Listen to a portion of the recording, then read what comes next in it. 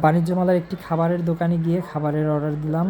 তাদের খাবারের ছবি দেখে খাবারটি হাতে পাওয়ার পরে মনে হলো আমাদের অর্ডারটা ভুল হয়েছে, কারণ খাবারের ছবির সাথে খাবারের কোনো মিল নেই। তাদের সাথে কথা বললাম, বলল সেম খাবারই আমরা পেয়েছি, কিন্তু ছবির সাথে মিল না থাকার কারণ তারা আমাদের সাথে বাকবিতণ্ডতায় জড়িয়ে অজুহাত দেখালো যে এখানের ভাড়া লাখ লাখ টাকা এবং কর্মচারী এবং বিদেশি শেফের বেতন দিয়ে তাদের কিছুই থাকে না, তাই তারা এই খাবারের দাম অনেক বেশি রাখছে এবং পরিমাণ মতো খাবার দিতে পারছে না।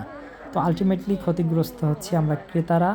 কর্তৃপক্ষ ঠিকই তাদের ভাড়া উঠাচ্ছে এবং বিক্রেতারা তাদের দাম ঠিকই আমাদের কাছ থেকে নিচ্ছে, কিন্তু কোনো কিছুই ক্রেতারা পাচ্ছে না। এরপরে আমি আরেকটি দোকানে গেলাম। আমি এখানে দোকানের নাম উল্লেখ করব না, কারণ ব্যক্তিগত কোনো শত্রুতা নেই। আমি চাচ্ছি যে সবাই ঠিক হোক, এমন সমস্যা অনেক দোকানেই আছে। সো সেই দোকানে গিয়ে তাদের একটা পণ্যের অর্ডার কিনলাম, যার দাম ছিল ৩৫ টাকা। তাদেরকে ৫০ টাকা দিলাম, তারা আমাকে ১০ টাকা ফেরত দিল, বলল ৫ টাকা আপনার কাছে আছে কি না। তো আমি বললাম আমার কাছে নেই।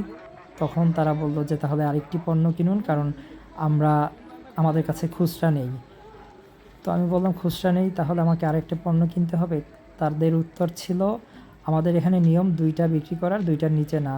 তখন তাকে বললাম আমি যখন একটা কিনলাম তখন তো এই কথা বললেন না, টাকাটা নিয়ে আপনি আমার টাকাটা আটকে রেখে বলছেন ২টা কিনতে অথবা আমাকে ৫ টাকা কম নিতে, যেটা অন্যায়।